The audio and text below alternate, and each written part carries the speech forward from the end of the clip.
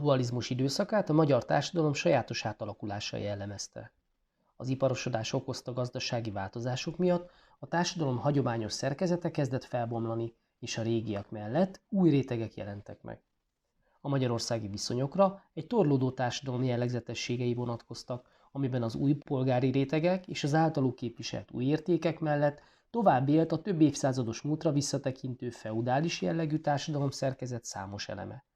Az életkörülmények megváltozása ellenére a hagyományos élethelyzetek és a megszokott viselkedési minták jó része a mindennapok része maradt. Egy elképzelt társadalmi piramis csúcsán a hagyományosan tekintéllyel rendelkező nagybirtokosság és az iparfejlődés miatt kialakult tőkés nagypolgárság helyezkedett el.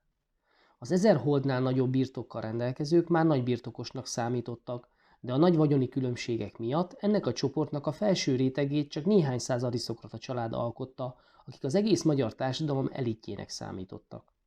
A nagybirtokosok vagyoni különbségeit jól szemlélteti, hogy gróf Károlyi Mihály az egykori kuruszgenerális leszármazottja, 50 000 hold körül becsült birtokával csak a 46. volt a legvagyonosabbak sorában.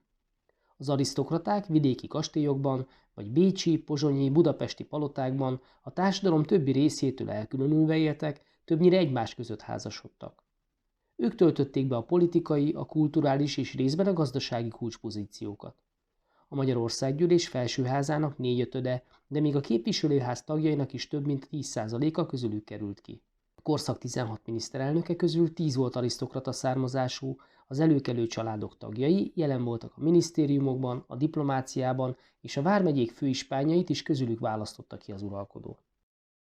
A másik vezető szerepű társadalmi csoport a nagypolgároké, akiknek a többsége zsidó és német származású volt. A legismertebbek egyike Weiss Manfréd, aki az eredetileg húskonzervek gyártásával foglalkozó családi vállalkozást folyamatosan fejlesztette, és az osztrák-magyar monarchia hadseregének legnagyobb gyalogsági lőszerbeszállítója lett. A dualizmus időszakában a tőkés vállalkozók hozzá hasonlóan gyors felemelkedése figyelhető meg, amelynek következménye nem csak az lett, hogy a gazdaság motorjának tartott ipari termelés a nagypolgárok kezében összpontosult, de politikai befolyásra is szert tettek. A társadalomban kivívott szerepe miatt a pénzarisztokrácia, vagyis a nagy tőkések életmódja közelített a nagybirtokos elitéhez, akikhez hasonlóan fényűző életet éltek, pazarestélyeket rendeztek és népes személyzetet tartottak. A gazdasági szerepük növekedésével a zsidók társadalmi beilleszkedése és integrálódása is nagy léptékkel haladt előre a dualizmus időszakában. Báró Eötvös József vallás- és közoktatási miniszter nevéhez fűződött az 1867-es egyenjogúsítási törvény, amely értelmében a zsidók a keresztény lakosokkal minden polgári és politikai jog gyakorlásában egyenlők lettek. Az osztrák-magyar monarchia uralkodója Ferenc József pedig, jelezve a fontosságukat, több mint 350 zsidó családot jutalmazott nemesi, közülük 26-ot bárói címmel. A magyarországi zsidók teljes vallási egyenjogúsítására Vekerle Sándor miniszterelnöksége alatt 1895-ben került sor. Ettől kezdve a zsidó vallás a törvényesen elismert vallási felekezetek egyike lett. A 19. század végén erőteljessé vált a nemzetiségi születésű magyarországi állampolgárok önkéntes magyarrá válása, vagyis asszimilációja. A különböző etnikai és vallási csoportok közül leggyorsabban és legnagyobb számban a zsidók olvadtak be a magyar társadalomba.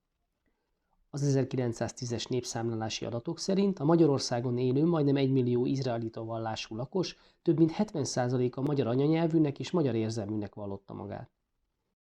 A két vezető társadalmi réteg, a nagybirtokos arisztokraták és a nagypolgárok életszínvonala hasonló volt, de összefonódás köztük nem jött létre, mert a régi nemesek egy része az új gazdagokban jött-ment felkapaszkodókat látott, akikkel kerülték a társadalmi érintkezést és a családi kapcsolatokat. A kialakulóban lévő polgári társadalom középosztálya 3 csoportból állt.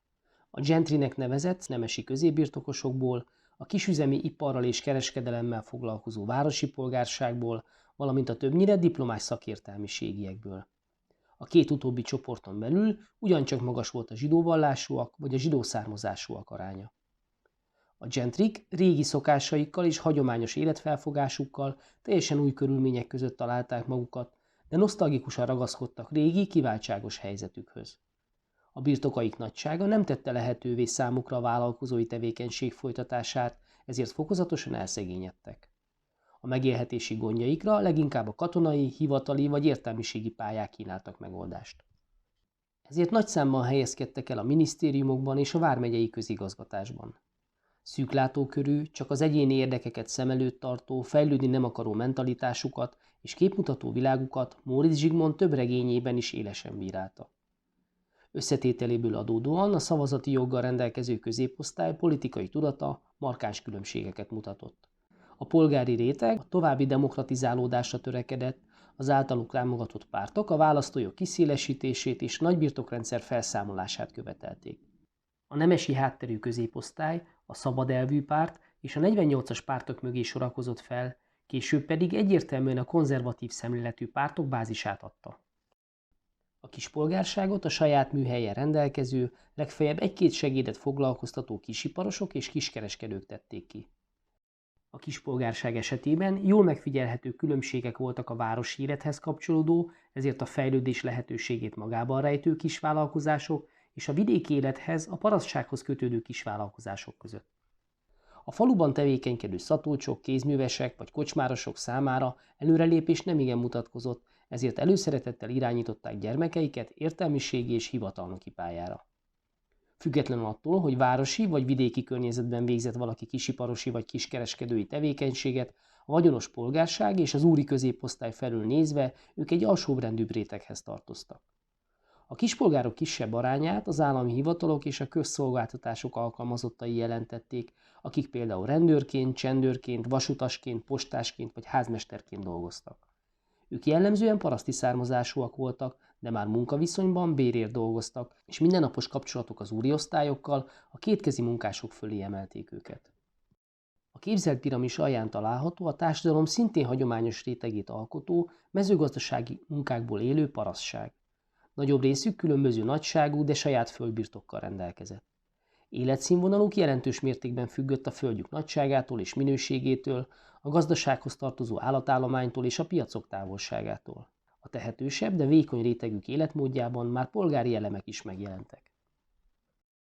A föld nélküli szegény parasztok, akiknek az összlakossághoz viszonyított létszámaránya 24%-ra becsülhető, egyrészt cselédekként, uradalmakhoz, illetve módos parasztgazdákhoz előre kialkudott bérért egy évre szegődhettek el, másrészt vándorló idénymunkásként, napszámosként vagy kubikusként dolgozhattak. Az utóbbiak folyószabályozásnál, vasútépítésnél és nagyobb építkezéseken találtak munkát és földmunkákat végeztek. A napszámban dolgozók szabadabbak voltak ugyan, de bizonytalanabb körülmények között éltek, hiszen csak alkalomszerű munka lehetőségek közül választhattak. A cselédek, bár napjaik viszonylagos biztonságban teltek, ám jóval kiszolgáltatottabbak voltak. A cselédek és napszámosok napi munkaideje 12-14 óra volt, de nyáron még ennél is több lehetett, és ehhez képest a mai szemmel nézve elképzelhetetlenül alacsony színvonalon éltek. A táplálékuk alig tartalmazott húst, ha volt saját házuk egyáltalán, azoknak szobái alacsonyak, szűkek és túlzsúfoltak voltak. A polgársághoz hasonlóan a dualizmus fél évszázada alatt született meg a városi bérmunkások csoportja, akiknek a létszáma dinamikusan nőtt, a századfordulón már meghaladta az 1 millió főt. A bérmunkások több mint felét az ipari munkásság adta, akiknek tagjai szaktudással rendelkező szakmunkások, betanított vagy segédmunkások voltak. A gyárakban, üzemekben nehéz fizikai munkát végző, betanított és segédmunkások, a faluról érkező és középosztálybeli családoknál dolgozó házcselédekhez hasonlóan kifejezetten szegényes, sokszor nyomorúságos városi viszonyok között engedték életüket.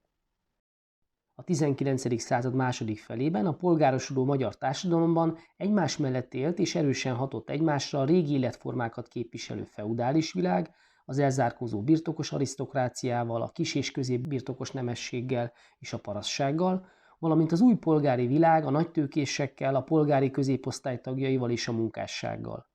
Az átmeneti jellegéből adódóan ez a torlódó társadalom sok érdekellentétet hordozott magában, és sok feszültség halmozódott fel benne, ami az 1914-ben kirobbant első világháború erőfeszítései és a 4 évvel későbbi katonai kudarc után a magyarországi nemzetiségi kérdéssel együtt bajós körülményé erősödött.